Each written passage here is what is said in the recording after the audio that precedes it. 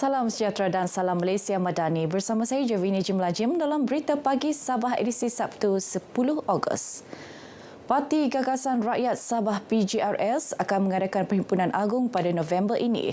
Ketua Menteri Merangkap Presiden PGRS, Datuk Seri Panglima Haji Jinor berkata, beliau telah mengarahkan setiap bahagian untuk mengadakan mesyuarat bahagian bermula 17 Ogos hingga akhir September depan. Jadi kita berharap mesyuarat ini akan berjalan lancar dan rakyat ataupun ahli parti kita boleh mengeluarkan pandangan dan pendapat mereka di dalam mesyuarat bahagian masing-masing.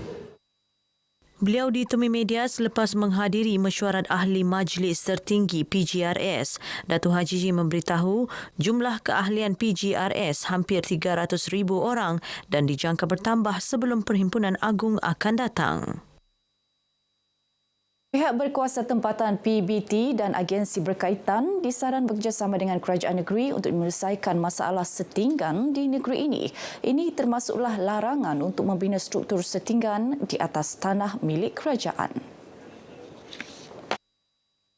Timbalan Ketua Menteri Merangkap Menteri Kerajaan Tempatan dan Perumahan Datuk Seri Panglima Dr. Joachim Gunsalam berkata, kementeriannya telah memohon 5,000 unit rumah daripada Kerajaan Persekutuan melalui Program Perumahan Rakyat PPR atau Program Residensi Rakyat PRR bagi tahun 2025. Ia merangkumi 3,000 unit PPR atau PRR di daerah Kota Kinabalu serta masing-masing 1,000 unit di Sandakan dan Tawau.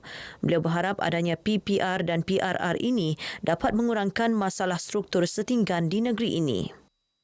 Kita tidak merobohkan sewenang-wenangnya. Apa yang kita sarankan kepada semua PBT dan juga agensi-agensi berkenaan, kalau boleh kita mau kerjasama dengan the local people there, kalau ada rumah-rumah setinggan yang baru satu buah rumah, kita tidak menggalakkan mereka untuk membinakan rumah, especially di tanah kerajaan. Beliau menyatakan demikian bagi mengulas usaha perubahan struktur setinggan yang giat dilaksana pihak berkuasa. Tegas Datuk Joachim, usaha perubahan setinggan terpaksa dilakukan berikutan berlakunya pelbagai masalah sosial yang dikaitkan dengan kawasan setinggan, termasuk tidak memiliki dokumen pengenalan diri yang sah.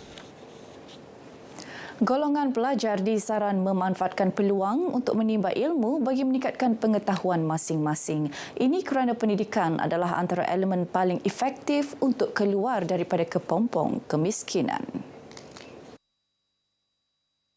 Timbalan Ketua Menteri Datuk Seri Panglima Dr. Joachim Gunsalam berkata, kerajaan sentiasa prihatin terhadap masalah yang dihadapi ibu bapa, khususnya yang mempunyai bilangan anak yang ramai untuk mendapatkan pendidikan di sekolah.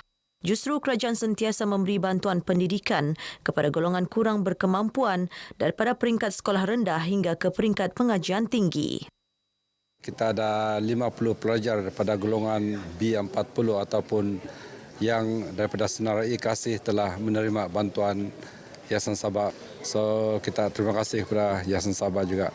Sebenarnya bantuan ini sudah diberikan begitu lama sudah di kawasan saya sendiri. Saya sudah about 20 years sudah saya wakil rakyat di sini. Beliau ditemui RTM ketika merasmikan Majlis Penyampaian Skim Bantuan Khas Kumpulan Yayasan Sabah bagi tahun 2024 di SMK Timbua Ranau. Sempena majlis ini, Datuk Joachim menyampaikan sumbangan berupa set buku rujukan Sijil Pelajaran Malaysia SPM dan kalkulator saintifik kepada 50 pelajar kurang berkemampuan di sekolah berkenaan. Hari Sabah merupakan hari kebanggaan buat rakyat di negeri ini. Ia telah diwartakan kerajaan negeri bahawa 31 Ogos diisytihar sebagai Hari Sabah.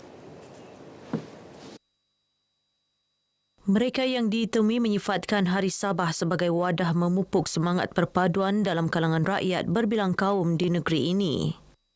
Sambutan Hari Sabah ni sangat bermakna untuk kami sebagai penduduk yang Sabahan lah.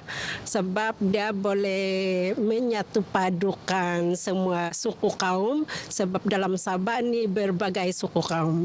Jadi bila ada Hari Sabah ni, kami boleh bersatu padu. Saya menyarankan kepada generasi muda dan juga generasi-generasi belia untuk turut menyertai Hari Sabah pada 31 Ogos bulan ini dengan semangat.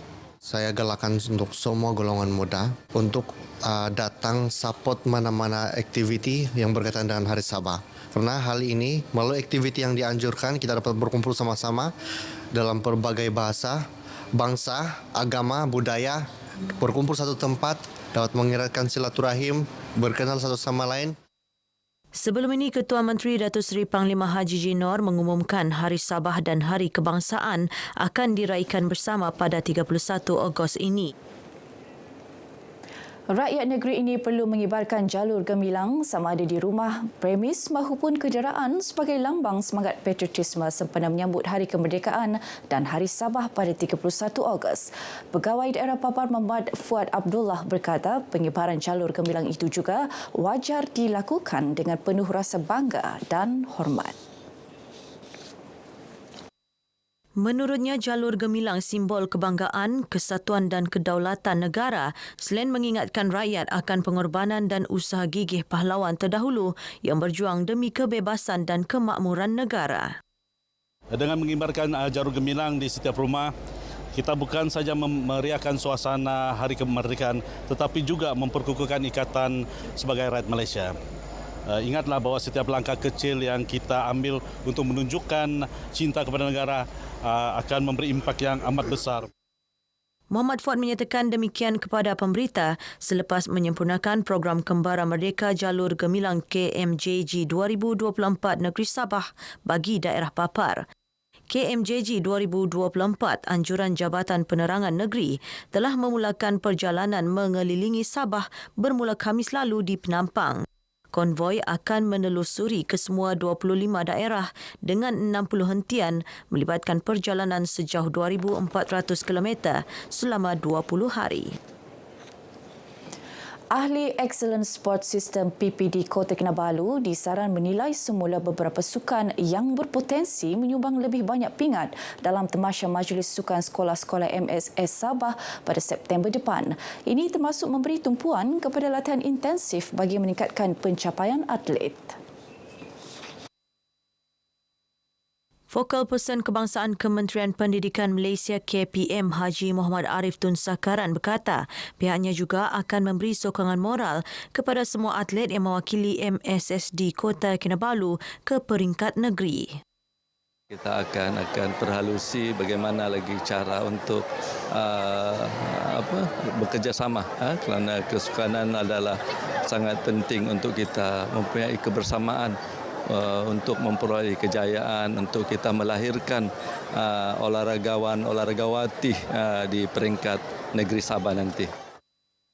Beliau ditemui RTM selepas Majlis Penutupan Kejohanan Olahraga Majlis Sukan Sekolah-Sekolah Sabah MSSD Kota Kinabalu. Kejohanan yang berlangsung selama 6 hari bermula 3 Ogos lalu menyaksikan Sekolah Menengah Sung Sin Kota Kinabalu juara bagi kategori sekolah menengah. Manakala Sekolah Jenis Kebangsaan Chung Hua Kota Kinabalu juara bagi kategori sekolah rendah. Said Ali Said Ahmad dari Sekolah Menengah Tinggi Kota Kinabalu dinobatkan olahragawan bawah 18 tahun, manakala kategori perempuan disandang Devin Joyce Hobalan dari SMK Likas. Olahragawan bawah 15 tahun masing-masing Yong Leh dari SM Sung Sin dan Adela Dania Muhammad Adam Daniel dari SM Stella Maris. Sementara kategori sekolah rendah bawah 12 tahun, masing-masing Muhammad Khairul Denmar dari SK Likas dan Joan Tan Ko Tse Sin dari SJK Shantau. Baik, sekian paparan Berita Pagi Sabah kali ini. Menyusul selepas ini Berita Pagi Sarawak. Malaysia Madani Jiwa Merdeka.